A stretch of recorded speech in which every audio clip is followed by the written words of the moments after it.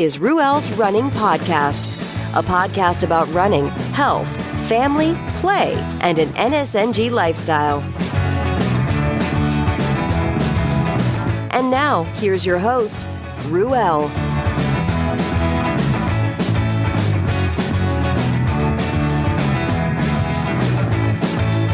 Excuse me as I rock on. That's Went Away by Dorothy Lane. Dorothy Lane out of Martinez, California. That's out of the Cut and Dry album. Check them out at dorothylanemusic.com. Yeah.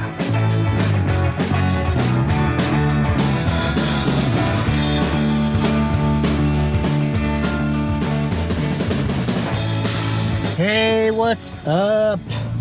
It's Ruel's Running Podcast. It's Ruel Abadam. How's it going, everybody? You know, I'm recording all these podcasts, but I'm not releasing them soon after I record them, so this is gotta stop. Not the podcast, although it technically, you know, has been taking, I don't know, maybe it's been close to a month now since the release of an episode. As of this recording, and there's just content. There's just stuff that I've recorded that I haven't, turned into episodes. For example, I ran a 50k, the one that that was in the middle of May, the Ohlone 50k. This year, the Ohlone, by the time you hear this episode, you would have heard the Ohlone 50k sort of report or recap. So actually, come to think of it, I didn't really get too much in detail into it, so maybe that's what I'll do here. Shoot, why not? So for the new listener, welcome to the show, welcome to the podcast. And for the return listener, you know what this is all about. You don't really get to learn anything. There isn't, here are 7 steps on how to accomplish anything, this or that or the other thing. It isn't 3 keys to any sort of success, or it isn't, 7 must do or think or smell or scratch or sniff, any of those types of things. It's just me.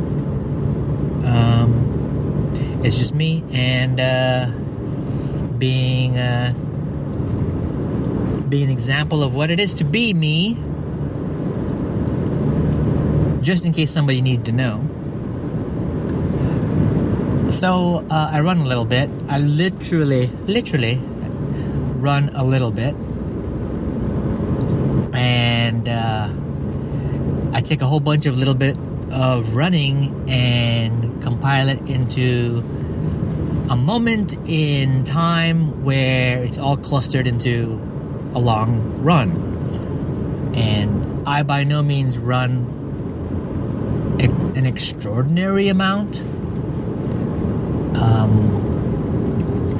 but yet I still run a little bit more than others. And so what does that mean? It means that I know a lot of people who don't run, and I know a lot of people who are excited to run their first 5K, 10K, half marathon, and a marathon.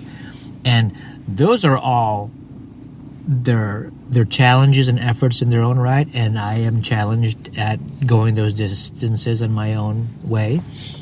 But I did this 50K in May, the Ohlone 50K. This year, it wasn't, I guess, the traditional course.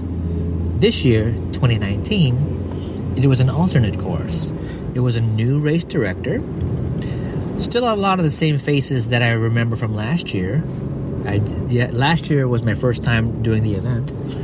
But this year, new race director, and all of the supporting cast and volunteers and former co-directors, directors, and whatnot, all there as far as I imagine. And they put on an awesome event. Sort of at the last minute, leading up to the weekend of the event, weather reports kind of got kind of really dumped. We got pretty dumped on. A lot of rain. I mean, I was expecting the conditions to return to what I heard was the traditional conditions for the event, which would be hot. And I heard of people preparing for the heat, doing their heat training, and only for it to turn out to be pretty wet, pretty cold, and an alternate course had been used as a result of the conditions closing off certain parts of the original course. Didn't make it any easier, it just made it different, and it was still a challenge. A lot of rain, a lot of water, a lot of mud. Makes it tough on the climb and the descent. Makes it tough on the course. The course gets pretty butchered with, everybody running on it and stuff, and then sloshing around and slipping and sliding and stuff. I had my share of falls. And so I went in it physically not prepared. There was a good chance that I was going to be dead last, only because on a dry course, on the traditional course, I was dead last. So my shots for being dead last were pretty good. But with it being an alternate course, who knows what? I still counted on being nowhere but at the back end. I went through the motions of getting all my gear and whatnot already, and being registered, and I knew how to get prepared and what to do, and what to have on me, with me, on, the day of, or the morning of. It was just a question of what would my body allow me to do? Would I cramp up pretty bad? Would I have issues with my knees? Would I get cut off at some point? So talking about the course, it ended up being a 2-loop course. 16 miles one loop, which meant 16 miles the other loop. So the idea was you do a loop, and by the time you complete that first loop, you have to have been able to accomplish that first loop by a certain cutoff time. Before, no later than a certain cutoff time. And then aid stations that you encounter through the second loop, they've got their own sort of cutoff times as well. So you've got these whole series of cutoff times to meet on that second loop. And that was kind of stressful, right? The original course was you do like 9 miles in, right? There's a cutoff. You have to meet it. Cool. Second, then 12 miles in, there's a cutoff. You got to meet it. And once you meet those two cutoffs, then you qualify to continue on till the finish. And so it wasn't as stressful as far as cutoffs are concerned. But man, this time around, right from throughout the second loop, cutoff concerns. Oh man, right? And when I go through it, like I haven't even finished the first loop, and I'm like, you know what? If I don't meet that first cutoff after the first loop, I'd be content. I was just kind of like pretty beaten up in a way, throughout that first loop. I'm like, man, like all of this mud and slosh, and I remember I was starting to feel tired, all the normal emotions. and already thinking like, I wouldn't be angry at anybody if they cut me off by midway point. But sure enough, get to midway point, and it's like, I ask, so how are we doing? Or how am I doing? Do I get to press on? Like, oh yeah, you're totally fine. You've got like, I don't know, 10, 15 minutes, before ahead of the cutoff. So, just keep going, get to the next aid station by a certain time. I'm like, cool, okay, I guess I'm in it. Not to win it, but I'm in it to complete it. So at that point, it's a switch in mental gears. It's sort of like, okay, now I'm going to chop this second loop into bits and just strive to not be cut off with each next aid station. And it got to the point where I was minutes from the cutoff time by the time I got to the aid station. During the second loop, feeling like they can decide to just say I'm done, or they can congratulate me to press on. Fortunately, it was to, congratulate me for being there and to press on. And I go. And it's basically chasing cutoff. Whatever sort of buffer I had, I lost, and it was pretty tight. And just when things were tight, guess what happens?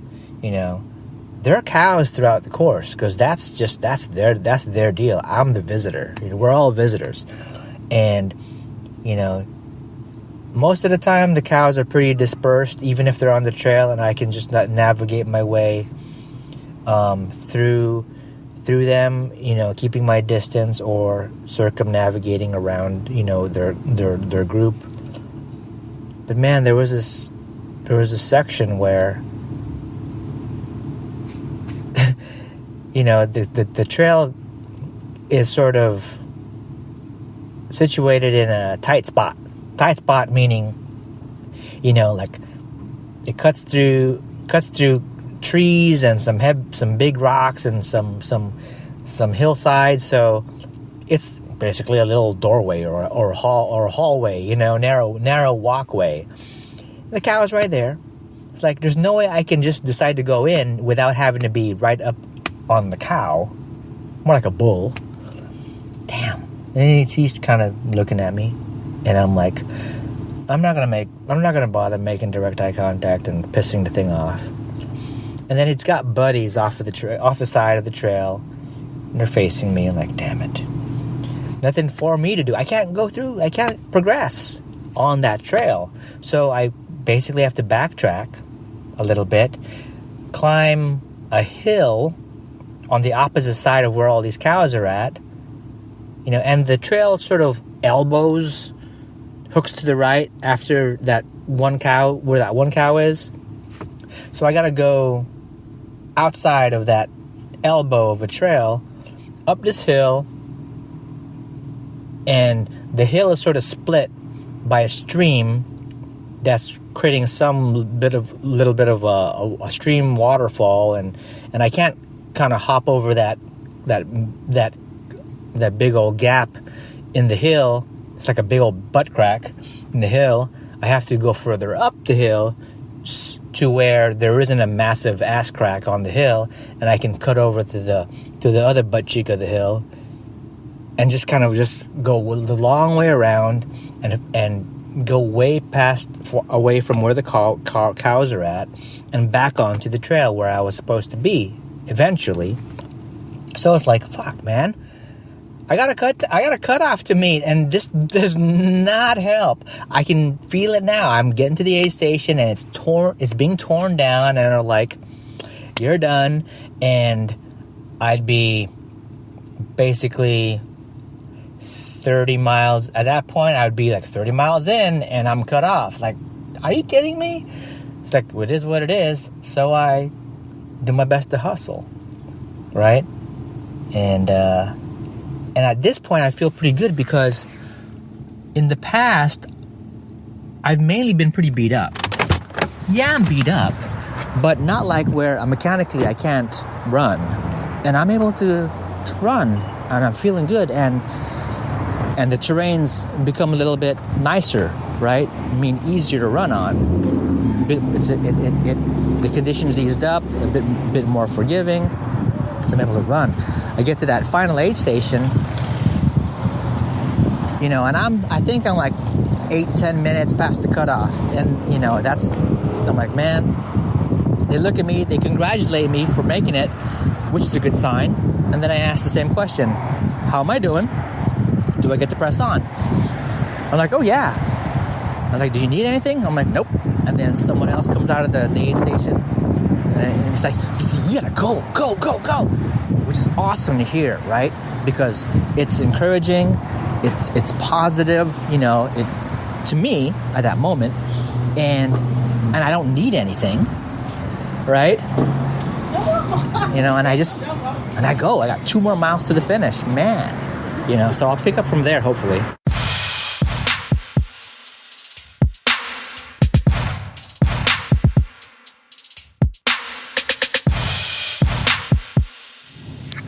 Okay, so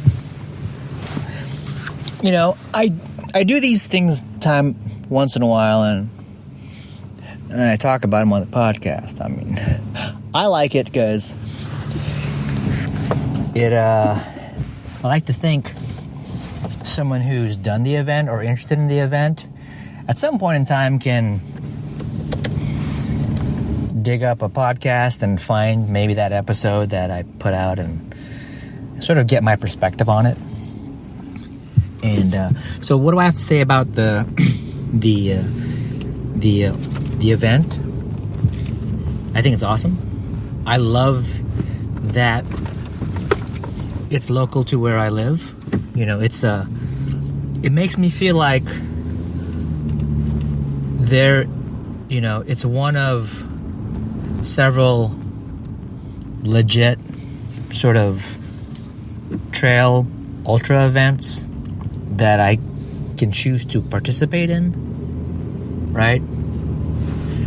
The ones that I tend to struggle with and manage to pull out a finish, whether it's official or not, those make me feel good, and those make me want to come back. So I think it's awesome. If you're in the San Francisco Bay Area, do the Ohlone 50k. If you're interested in doing a trail event, if you're interested in doing a 50k,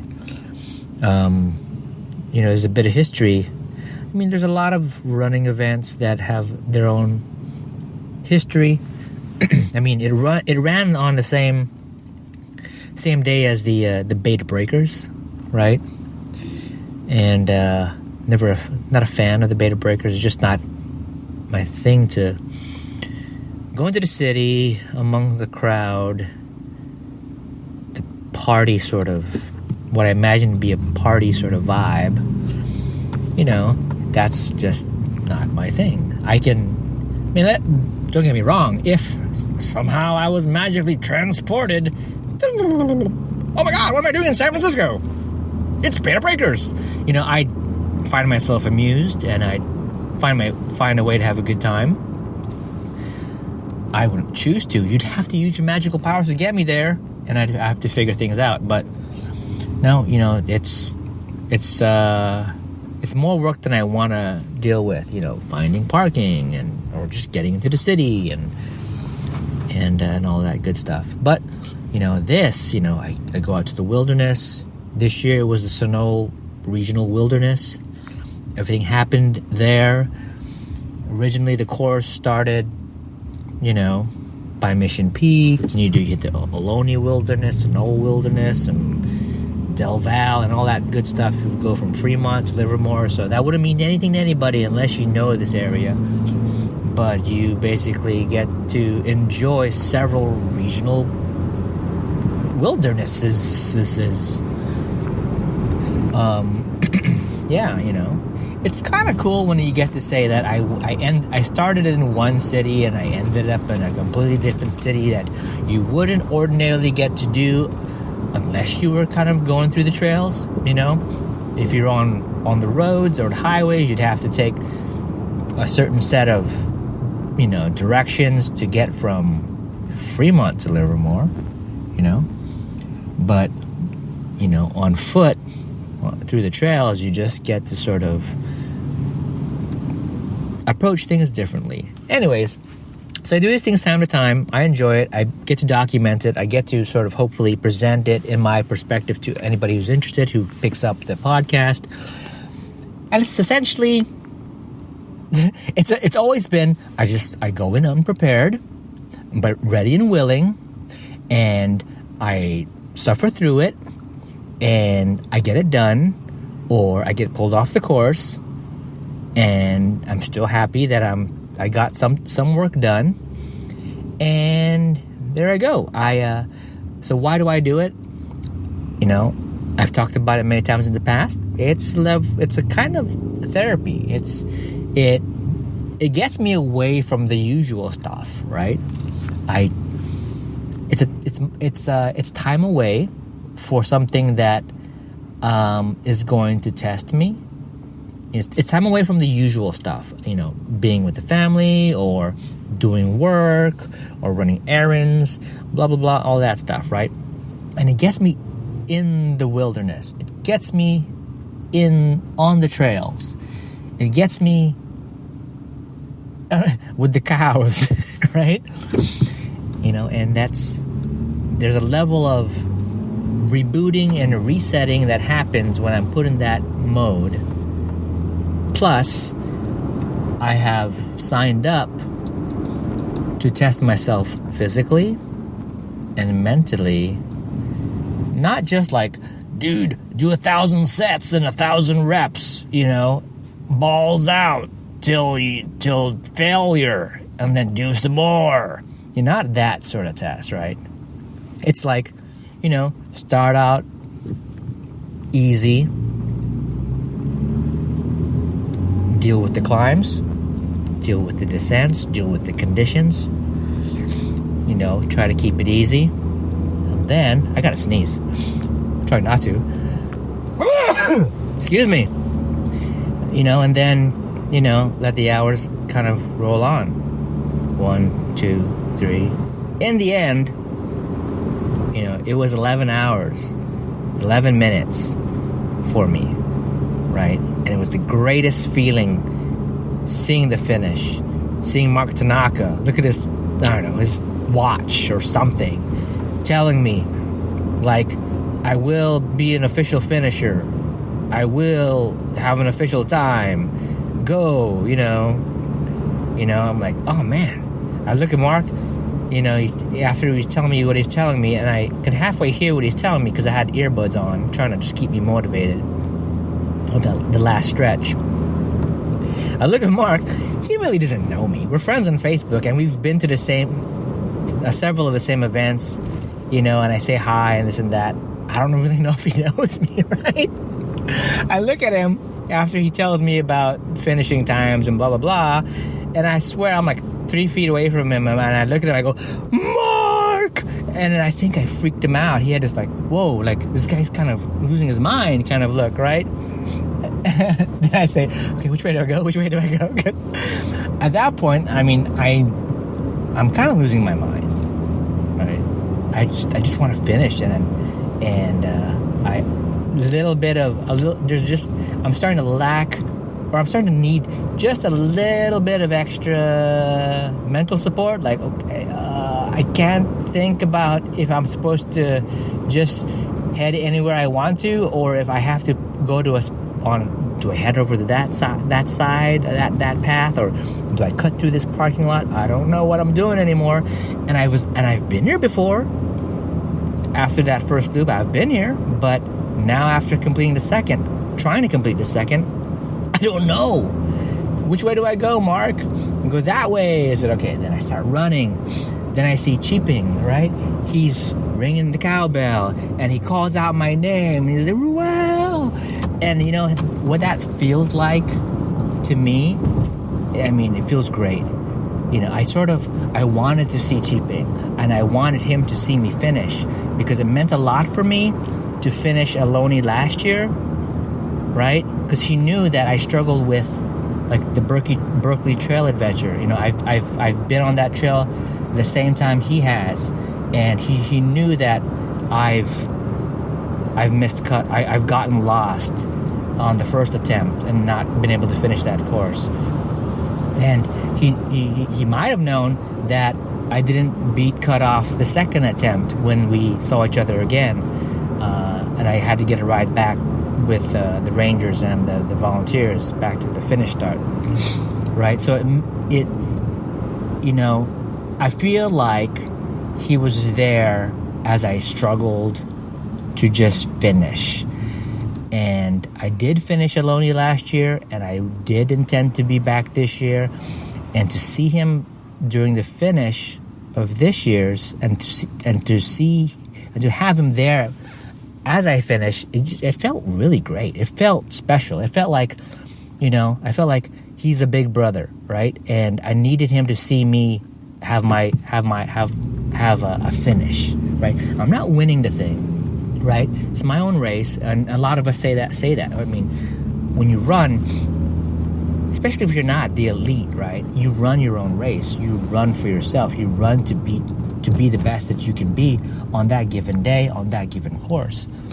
And man, he was ringing that cowbell. He screamed my name. He ringing that cowbell, and then he sort of like he sort of guides me, like, go through that section, go through those flags, and get to the finish chute. And he kind of jogs along, and he kind of cheers me on, and I get to finish. And there's a photographer inside that finish, and he's taking a few shots of me, and I get him.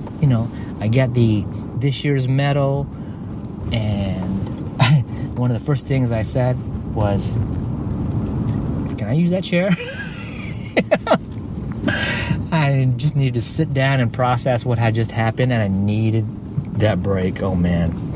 Anyways, I finished. I felt great. I love it. At the same time, I really might not do it next year. I may now go back to just running my solo missions.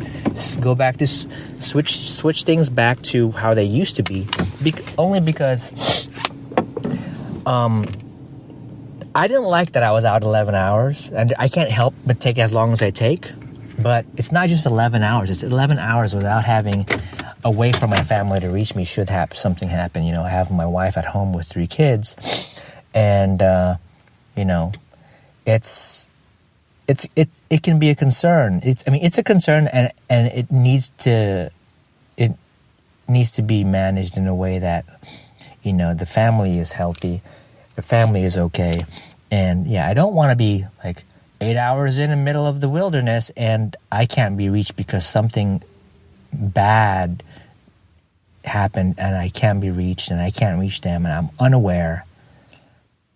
There's no procedure of my wife reaching somebody from the race direction and them trying to reach me on the trail. That's just not going to happen. I'd have to carry a sat phone, that kind of thing. Oh, there you go. That's an option. But yeah. Thanks for listening to Ruel's Running Podcast with Ruel.